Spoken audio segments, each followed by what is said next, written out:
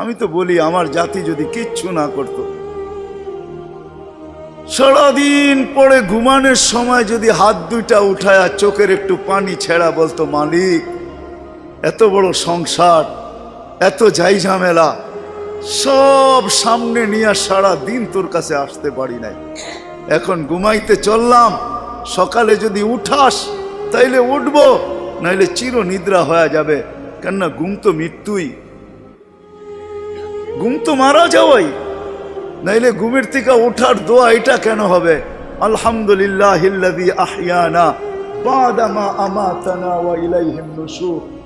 ঘুম যদি মৃত্যু মরা না হইতো, মৃত্যু বরণ করা না হইতো, তাহলে এই দোয়া ঘুমের থেকে উঠার হতো তো হইতো কেন? অন্য দোয়া হইতো, আরো তো কত দোয়া হইতে পারতো। বোঝা গেল আমি মৃত্যুর থেকে ফিরে আসছি, মরে গেছিলাম ঘুমের ভিতরে। আমার জাতি যদি শোয়ার আগে হাত দুইটা উঠায় তওবা করে শুইত, নারী পুরুষ নির্বিশেষে, এইখানে তো এই বিশাল ওই মাথা পর্যন্ত একজনও পাওয়া যাবে কিনা যে ডেলি আমি ঘুমানোর আগে কমসে কম একটু হাত উঠায় তওবা করে হইলেও ঘুমাই, আল্লাহকে বইলা ঘুমাই, আল্লাহ যেমন করার ছিল সারাদিন করতে পারি নাই, যেমন পড়ার ছিল পড়তে পারি নাই, তোমার দিকে ছুটার ছিল ছুটতে পারি নাই, আমি কিন্তু মাপ চায় ঘুমাইতেছি। যদি উঠায় নাও ঘুমের ভিতরে, তাইলে ওদের অন্তর্ভুক্ত করো যাদের ব্যাপারে তুমি নিজেই কোরআনে বলছো ইউহিব্বুত তাওয়াবিন ওয়া ইউহিব্বুল মুতাতাহহিরিন। তুমি তওবাকারীকে ভালোবাসো, আমাকেও ভালোবাসার চাদর দিয়া ডাইবেন। আমার জাতি যদি ঘুমানোর সময় একটু তওবা করে ঘুমাইতো, একজনও তো হাত উঠাইতে পারবে না যে আমি ঘুমানোর সময় ডেলি তওবা করে ঘুমাই, তওবায় আমি অভ্যস্ত। যুবক আসো, ভাবো, সবার পায়ে হাত রাখা বলতেছি, যে যে স্থানে আছি, যার যতটুকু পজিশন দুনিয়াতে, রিক্সা চালাও, তুমিও ভাবো যে এই ছোট জীবনটা কেন দিলেন? বাবা উচিত কেন দিলেন? ওই জান্নাত পাওয়ার জন্য দিলেন। বলে আপনি কি করে বলেন? এই জন্যই বলি, কেন আমাদের যাত্রা জান্নাত থেকে, আমরা জান্নাতে যাব। আদম আলাইহিস সালাম জান্নাত থেকে যাত্রা শুরু করছেন, আবার উনি ফিরা জান্নাতেই যাবেন। আমাদেরকে যদি আল্লাহ জান্নাত না দিবে, তাহলে মুসলমানের ঘরে আমার অস্তিত্ব দিল তো দিল কেন? আমি তো ডিমান্ড নোটও ভরি নাই, আমি তো আল্লাহর কাছে চাইও নাই, আমি তো আল্লাহর কাছে অনুরোধও করি নাই। আল্লাহ সদ ইচ্ছায় আমাকে মুসলমানের ঘরে পাঠাইছেন। দুনিয়াতে পা রাখতে দেরি, আজান একামতের ধ্বনি আমার কানে আসতে দেরি হয় নাই। কিন্তু সব সত্য, কিন্তু এটাও সত্য আমি সবকিছু পাওয়ার পরে হারায় গেলাম, আল্লাহকে ভুলে গেলাম। এই জন্যই কোরআন আমাদের কানে ধ্বনি দেয়, কুতিলাল ইনসানু মা আকফারা। ও মানুষ, তুই অকৃতজ্ঞ হইলি তো হইলি কি করে? উচিত তো ছিল ফল আসলে গাছ আরো ঝুঁকবে, ফল আসলে আরো ঝুঁকবে। উচিত তো ছিল শিক্ষিত মানুষগুলা শিক্ষিত হইয়া 24 ঘন্টা আল্লাহর কুদরতি পায়ে পড়া থাকবে। উচিত তো ছিল ধনী ধন পাওয়ার পরে আল্লাহর কাছে কাছে থাকবে। উচিত তো ছিল যুবক যৌবন পাওয়ার পরে আল্লাহর কুদরতি পায়ে যায় মাথা ঠেকায় দিবে, মালিক তুই আমাকে যৌবন দিছিস, দূরে যাই তো যাই কি করা, যৌবন তো তোরই দেওয়া। 24 ঘন্টা আমাদের উপরে রহমতের বৃষ্টি বর্ষিত হইতে থাকে। তারপরও আমাদের সমাজের মানুষগুলা একটু ভাবে না, একটু চিন্তা করে না এই ছোট জীবনটা কেন দিল। আসলাম আর যাব। উর্দুতে বলে খানা কামানা খানা সোনা সুবা পাখানা। এটার জন্য তো দুনিয়ায় দেন নাই, জীবনটা দেন নাই যে কামাবো, খাবো, ঘুমাবো, আর সকালে খালি করব, আবার কামানোর জন্য ছুটবো। মা বোনরা হয়তো একটা আটটা বেশি করে, পকানা সাজনা সাজানা, খানা খিলানা, সোনা, আর পরেরটা তো সবারই সমান। এতটুক হয়তো মা বোনদের দুই একটা বেশি, চার চারা তো পুরুষের সমানই। এই জন্য জীবনটা না। আসেন ভাবুন, কোন দিন এটা ফুরে যাবে কেউ জানবে না। মৌত কারো কাছে মিস কল দিয়ে আসে না। দুনিয়ার কোনো ব্যক্তিত্ব নাই, একজন ব্যক্তিত্ব ছিলেন, মৃত্যু যার কাছে বইলা আসতে হয়েছে। আল্লাহ নিজে বলছেন মালাকুল মৌতকে, বন্ধুর কাছে যাবে, অনুমতি দিলে ঢুকবে, নাইলে ঢুকবে না। অনুমতি নিয়ে বুকে হাত রাখবে, নাইলে রাখবে না। আমার বন্ধুর অনুমতি ছাড়া হাত রাখবে না বুকে। একজনই দুনিয়াতে ব্যক্তিত্ব ছিল যার কাছে অনুমতি নিয়ে আসছে, কারো কাছে আজ পর্যন্ত অনুমতি নিয়ে আসে না, আর আসবেও না। সত্য এটাই। এই জন্য আসেন, ওই জান্নাত, এটাই আমাদের ছোট জীবনটার উদ্দেশ্য। এই জন্যই আল্লাহ ডেলি ডাকে, 5 বেলা ডাকে, গ্যারান্টি দিয়া ডাকে, সিল লাগায় ডাকে। ইদা সালুহা সালুহা সাইরুল আমাল। 5 ওয়াক্ত নামাজ যদি এই উম্মত কমপ্লিট করে দেখাইতে পারে, তো আল্লাহ আমাদের নবীজির সাথে ওয়াদা করছেন, আমিও আপনার উম্মতের জীবনকে কমপ্লিট বলে লেখা দিব। কোনো বিষয়ে হাতেই লাগাবো না, চোখই বুলাবো না, নামাজ ঠিক তো ঠিক। মুহাম্মদুর রাসূলুল্লাহ সাল্লাল্লাহু আলাইহি ওয়াসাল্লাম এই জন্যই আসছে, এই জন্যই জীবনটা ভর চোখের পানি ঝরাইছেন, এখনো জড়াইতেছে। কিয়ামতের মাঠে আমাদেরকে নিয়ে চিৎকার দিবে, উম্মতি উম্মতি বলে চিৎকার দিবে। আসছিল যুবক, যৌবন অবস্থায় তোমাকে জান্নাত পাওয়ায় দেওয়ার জন্য, নাইলে যে হাদিস শুনাইছি এটা কোনোদিন হইতো না, কোনোদিন হইতো না। যৌবন আসতে দেরি, পাইতে দেরি, তোমাকে জান্নাতের নিচে গ্যালারি বুকিং দিতে দেরি হবে না। তোমার জন্য আরশের নিচে তোমার জন্য গ্যালারি বুকিং হবে, সুপার ডিলাক্স গ্যালারি। সাবাতু ইয়াদিল্লুহুমুল্লাহু তাহতা দিল্লি আরশি ইয়াউমা লা দিল্লা ইল্লা দিল্লু শাবুন নাশা ফি ইবাদাতিল্লাহ। ওই যুবক যে দুনিয়ার এই গান্দা জিনিসের থেকে 60-70 বছরের জন্য চোখ বন্ধ করে নিছে, কান বন্ধ করে নিছে, জবান বন্ধ করে নিয়ে দৌড় লাগাইছে, আল্লাহ বলে তোমাকে আরশের নিচের সুপার ডিলাক্স গ্যালারিতে জায়গা দিবে। কিয়ামতের দিন ওইখানে জায়গা দিবে। হ্যাঁ, ওইখানে শুধু খালি মুখে বসে থাকতে হবে না, সব থাকবে ওইখানে, সব খাইতে থাকবে, সব বুক করতে থাকবে। আমল নামা উঠতে উঠতে ডাইনাতে চলে আসবে, তোমার যাইতেও হবে না, উঠতে উঠতে ফেরেশতা নিয়ে আসবে হাতে, ডাইন হাতে। আজকে যেরকম ছক্কা মারলে তোমরা বাজার গরম করে ফেলো, মহল্লা গরম করে ফেলো, ঠিক না? আরে বোঝো তো আমার কথা, কার ছক্কা? ক্রিকেটে দেখো না মাঝে মাঝে তোমাদের পছন্দের প্লেয়ার যদি ছক্কা মারে বা টিম যদি ছক্কা মারে, তাহলে পুরো বাজার গরম করে ফেলো, ঠিক না? আমল নামা ডাইনাতে আসতে দেরি, আরশের নিচ গরম করতে দেরি করবে না। উমুকরা উ কিতাবিয়া বলে একটা চিৎকার দিবে, আরশ পর্যন্ত কাইপা উঠবে। আল্লাহ মুস্কি মুস্কি হাসবে যে দেখো কি চিৎকার দিতেছে। ডাইনাতে চলে আসবে, আম্মা মান উতিয়া কিতাবাহু বিয়ামিনি। ডাইনাতে আসতে দেরি, চিৎকার দিতে দেরি হবে না। এটা চিৎকার, খুশির চিৎকার, উমুকরা ও কিতাবিয়া। আর শুধু এটাই না, ওইখানে যে নাস্তাও খাবে। বললাম না খাওন আছে, খাওন আরশের নিচে। জান্নাতের মাছের কলিজার কাবাব আর জান্নাতের রুটি খাওয়াবে। ফেরেশতারা আয়সা বলবে আল্লাহর ওলি দুপুরের খানা জান্নাতে খাইতে হবে। এইখানে বৈশা বৈশা একজন আরেকজনের দেখায় সময় কাটাইলে চলবে না। জিজ্ঞাসা করবে কি পাকাইছে আল্লাহ দুপুরে? জাবাহা লাকুম সাওরাল জান্নাত, জান্নাতের ষাঁড় জবাব। জিজ্ঞাসা করবে কোথার থেকে আনছে? আমাদের আমিন বাজার মিরপুর থেকে। কেনা রব্বা হাফি আকনাফিল জান্নাহ, জান্নাতের কোনায় কোনায় বিচরণ হয়ে বড় হয়েছে। জিজ্ঞাসা করবে কি গাছ খাওয়াইছে আল্লাহ? ফেরেশতারা বলবে হাশিশ আর জাফরান, পিওর জাফরানের গাছ খাওয়া বড় হয়েছে। বর্ণনা শোনার পরে মুখে পানি এসে পড়বে, উঠবে জান্নাতে যাওয়ার জন্য, উঠতে দেরি। নূরুহুম ইয়াসা, ওই দিন নামাজের মজা বুঝে আসবে, ওই দিন উজুর মজা বুঝে আসবে। যেইখানে উজুর ব্যবহার হয়েছে ওইখান থেকে নূর ফুটা বাহির হবে, যেই জায়গা নামাজে ব্যবহার হয়েছে ওখান থেকে নূর ফুটা বাহির হবে। দোজকের পাশে যাবে, দুনিয়ায় কি রংবাজ। দুজক যখন জিজ্ঞাসা করবে তোমরা কারা, তো সব রং বুড়াও রংবাজ হয়ে যাবে। রংবাজ বোঝেন তো?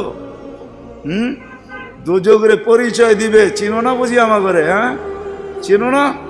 নিজেকে পরিচয় দিবে ঘন্টা ভর, তারপরে দুজক বলবে মাপ চাই বাবা, জিজ্ঞাসা করেও বিপদে পড়ছে। তোমরা ধীর গতিতে পার হবে না, দ্রুত গতিতে পার হবে। কাইলা তাশউর, এমন না যে পদ্মা ব্রিজ নতুন দেখতে গেছো, গাড়িওয়ালা করে বলছে আস্তে আস্তে চালা, একটু দেখালোই, আবার কবে আইনা নাই, ঠিক না? ওটার ভিতরে লেখা আছে কিন্তু কত মাইল স্পিরিটে চালাইতে হবে, এর চেয়ে কম দাঁড়াইলে খবর আছে, সিসি ক্যামেরা লাগাইয়া দিছে। কিন্তু দুযোগও বলবে দীর্ঘতিতে যেও না, আগুন নিভা যাবে, তোমরা এরম দত্তিতে পার হবে যে খবরই না হয়, উঠবে আর ওই পারে যে ঠক করে লেগে যাবে। আর ফেরেশতারা প্রটোকল দেওয়ার জন্য দাঁড়ায় থাকবে। ওয়াসিকাল্লাযীনা তাকাউ রাব্বাহুম ইলাল জান্নাতি সুমারা হাত্তা ইযা জাউহা ফুতিহাত আবওয়াবুহা ওয়া ক্বালা লাহুম খাজানাতুহা সালাম। ফেরেশতারা প্রটোকল দিবে, বলবে চিরদিনের লেগে ঢোকো জান্নাতে। আমাদের নবীজি এটাও জানায়া দিয়েছেন এই উম্মতকে, শুধু আমাদের নবীজি আর এই উম্মতকে, যুবক তোমাদের জান্ডা কিন্তু হাসান হুসাইনের হাতে থাকবে। মজা অন্যরকম হবে। মা বোনদের জান্ডা ফাতেমা রাদিয়াল্লাহু তাআলা আনহার হাতে থাকবে। আমাদের বয়স্কদের জান্ডা আবু বকর আর ওমর রাদিয়াল্লাহু তাআলা আনহুমার হাতে থাকবে। আল্লাহর নবীজি আগে আগে থাকবে। ওয়াস্তাকবিলুনি উম্মতি রব্বি, আল্লাহ জান্নাতের গেটে আমাদেরকে স্বাগত জানাবে। কেমন হবে? সর্বশেষ যে জান্নাতে যাবে, সর্বশেষ, শেষ পড়ার কেউ যাবে না। ও যখন জান্নাতের দরজায় যাবে, হুর দেইকা 40 বছর তাকায় থাকবে, খালি রূপ দেইকা 40 বছরের লেগে ট্যা হয়ে যাবে, ট্যা। 40 বছর পরে হুর ওর গালের ভিতরে চিমটিকাইটা বলবে, খালি দেখবি আর কিছু কাহিনী নাই, আর কত দেখবি তুই আমারে, চল ভিতরে। ওই জান্নাতের জন্য ছোট জীবনটা দিছে। ওটার জন্যই যার কাছে যে যেই অবস্থানে, এই অবস্থানটা ওই জান্নাতের জন্য কাটাবে কিভাবে, এটার জন্য মুহাম্মদুর রাসূলুল্লাহ সাল্লাল্লাহু আলাইহি ওয়াসাল্লাম। আমি তো বলি যুবক, হায় এই জীবনে তো কতবারই চুল কাটলা, ঠিক না? কাটো নাই চুল? হ্যাঁ, কমসে কম তো ঈদে কাটো, ঠিক না? আজ পর্যন্ত সেলুনে যে কোনোদিন বলছো যে আজকে তোদের যতগুলা ডিজাইন আছে এগুলো সরা? ও যদি বলে তোর মাথায় কি হলো, কয় না না সরা তুই এই ডিজাইন। আজকে আমি নিয়ত করে আসছি আমার চুল কাটবো আমার নবীর ডিজাইনে, আমাকে কাটা দিবি। একজন যুবক দেখুক, বলুক কসম খোদার যদি তুমি নবীর মহব্বতে একদিন চুলও কাটতে পারো, তাহলে আমি জানি তোমার যদি ঈমান নিয়ে মরতে পারো, একদিনের চুল কাটা তোমাকে জান্নাতে নিয়ে যাবে। নবীর আদর্শ আল্লাহর কাছে বড় প্রিয়। এই জন্য আসো, লম্বা করতে চাইতেছি না, আসো ছোট জীবনটা যে যেই ক্ষেত্রে আসি, যুবক যৌবনে, নারী নারীত্বে, পুরুষ পুরুষত্বে, ধনী ধনের ভিতরে, যে যে অবস্থানে আসি, পজিশনে আসি, এটা ওই জান্নাত নেওয়ার জন্য। নাইলে পস্তাইতে হবে, সওয়া যাবে না, এটাই সত্য। এক এক দুযোগীর এক একটা দাঁত হবে 10 কিলোমিটার চওড়া, উপরের মারিটা হবে 160 কিলোমিটার, বসতে জায়গা লাগবে 470 কিলোমিটার। ওই পাহাড় আমি 4 বার এই 2 চোখে দেখছি, ইয়ামানে জাবালে বায়দা, যেটার সমান এক একটা রান হবে। হায়, সইতে পারবে না। তোমাকে মুসলমানের ঘরে অস্তিত্ব দিছেন এই জন্য না, তোমাকে মুসলমানের ঘরে অস্তিত্ব দিছে যুবক এই জন্য যে তুমি যৌবন দিয়েই আল্লাহর কাছ থেকে জান্নাত নিয়ে নিবে। পরের সময়টা যেটা থাকবে ওটা শুধু বোনাস থাকবে। জান্নাত তুমি নিয়ে নিবে, পরে যা সময়টা পাবে এটার জন্য তোমার পদমর্যাদা বাড়তে থাকবে, জান্নাতে মর্যাদা বাড়তে থাকবে। কিন্তু জান্নাতের প্লট তুমি যৌবন দিয়ে নিয়ে নিবে, এই জন্য তোমাকে যৌবন দিয়েছে। আসো আজকে সবাই মিলে অঙ্গীকার করি, বুলার রাস্তার থেকে ফিরে আসি আর ভাবি যে আমাকে কিন্তু জান্নাত নিয়ে যেতে হবে। ওইখানে কোনো পরিচয় চলবে না। যদি চলতো তাহলে একটা কথা বলেই শেষ করতেছি, দুনিয়ার কারো যদি নাও চলতো তাহলে আবু তালেবের জন্য চলতো পরিচয়।